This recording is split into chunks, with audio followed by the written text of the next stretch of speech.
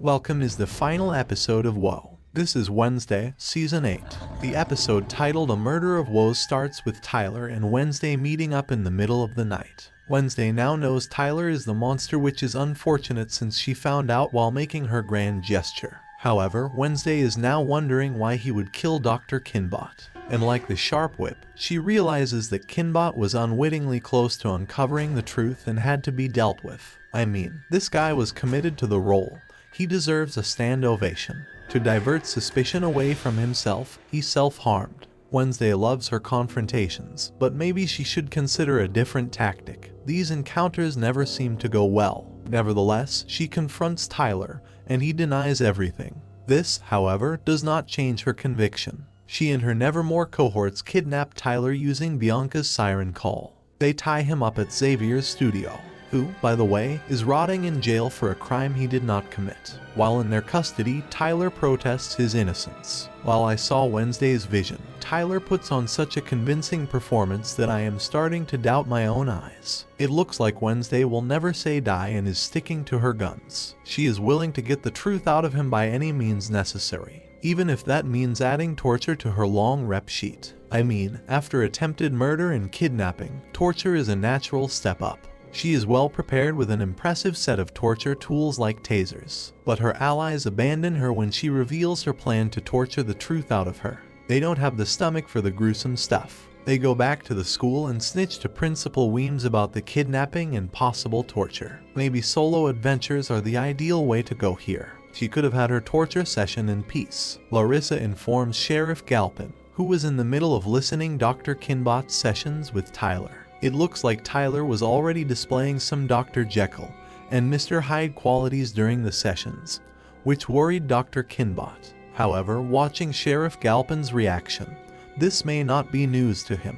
We have seen how difficult the relationship between him and Tyler is, and Tyler accuses him of never discussing the death of his wife and Tyler's mother. Anyway, the call from Principal Weems interrupts him. Wednesday is quickly apprehended before she can do any real harm. Just before she can whack Tyler with a hammer. Pity though. Is she insane, or is she actually correct? Wednesday does not stay in a cell for long, though. Seriously, what's a girl gotta do to get arrested in this world? At the station, Galpin lets her off with a bit of a reprimand because she did help them catch poor Xavier. As Wednesday walks out, Tyler admits in a private exchange that he is the monster and loves killing. In addition, he says he will be coming after her next. Seriously, give this guy an Oscar. This scene had me terrified, clutching my pearls and slow clapping simultaneously. While we may never know what it takes to get arrested in this world, we do know what line you must cross to get expelled from Nevermore. Principal Weems finally gives Wednesday the boot and tells her to pack her bags and leave. The conditions that led to her release were her expulsion from Nevermore. It is here we find out that Tyler's deceased mother was a Hyde. So why does no one believe Wednesday? Wednesday is still determined to solve the mystery and visits Xavier, who is understandably still upset at her, and tells her bad things happen to people who are around her. So if she wants to stop the prophecy, she is so determined to stop, then maybe she should leave. Wednesday seems to agree with him and goes to her room to pack. She and Enid share an interesting goodbye, and Wednesday tells her she will miss Enid in her roundabout double-handed way. And Enid says an emotional goodbye to Thing. Wednesday decides to pass by the hospital before she leaves Jericho. It turns out our nerdy beekeeper is alive and well. Wednesday is becoming more sentimental than she lets on. She is here to say goodbye to her good friend, and Eugene starts to talk about the explosion he saw at the cave before the monster decided to use him as a chew toy.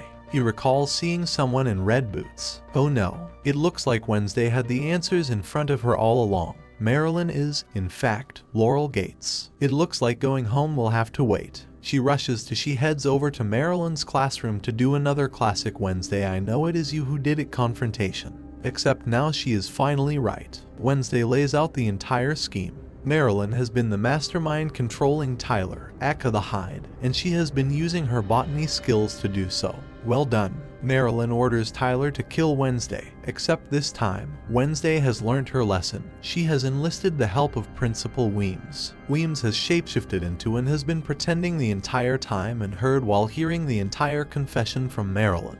Unfortunately, the victory does not last forever. Marilyn kills Weems by poisoning her, and we were hoping someone would save her. But it looks like Principal Weems is gone forever. They also knock out Wednesday before going to the next step of their plan. RIP, Our Lady and Principal. Back to Enid and Wednesday's room. Enid is breaking the no boys in the room rule by having a makeout session with Ajax, and she receives a call from Eugene, who catches her up and tells her he hasn't heard from Wednesday. So Enid says she and Ajax will look for Wednesday and Weems. At this moment, Things frantically comes to the room and tells Enid that Principal Weems is dead and Wednesday has been captured, and they have to get the nightshades. While Eugene gets up from the bed and bravely tells one of his moms he is going to help his friends. Wednesday wakes in Crackstone's crypt, tied up and surrounded by candles. That is not foreboding at all. We finally get the reasons behind Marilyn doing all this. It turns out she is a descendant of Joseph Crackstone, and the apple doesn't fall too far from the crazy prejudice tree. She wants to complete the family mission of having all the outcasts eradicated. Hate is one heck of a drug. The plan gets even crazier. She intends on bringing back Crackstone using the body parts Tyler collected from his victims. And it wouldn't be a supernatural show without a blood sacrifice. If you remember the history lesson from Morticia, Goody Adams is the one who killed Joseph Crackstone, and it would seem her doppelganger Wednesday's blood is the key to unlocking Crackstone's tomb. The body parts and Wednesday's blood are used to summon this pilgrim from whatever hell he was in. His first act is to stab Wednesday and let her bleed out. I am surprised she even bleeds. Marilyn and the newly undead Crackstone go to Nevermore to finish their mission. Back at the school, Ajax takes Enid to meet the Nightshades and tells them what has happened. The Sirens decide to evacuate the school using their siren song while Enid and Thing go to look for Wednesday. In a stroke of luck, Goody appears and heals Wednesday through the talisman. However, healing her means it's the last time we get to see her. On her way to Enid goes searching for Wednesday and finally starts to wolf out, morphing into a werewolf complete with pink and blue fur for the first time. A newly undead Wednesday is on her way back to Nevermore when she encounters Tyler in the forest, who then morphs into the monster and attacks Wednesday. Enid comes to her defense and fights off the hide. Meanwhile, Crackstone is now insanely powerful, and in a strange twist of irony, the embodiment of everything he hates is causing havoc at Nevermore with his magic stick. The school is evacuated, and all the students are safe. Wednesday grabs herself a massive sword to take down Crackstone. Sheriff Galpin receives a call about trouble at Nevermore while transporting Xavier, so he is now searching for his son in the forest. He uses the Find My Kid app and finds the hide and a werewolf fighting in the woods. He does not seem too surprised, and he ends up shooting at the monster. Then Enid does a This Is Sparta move on the hide.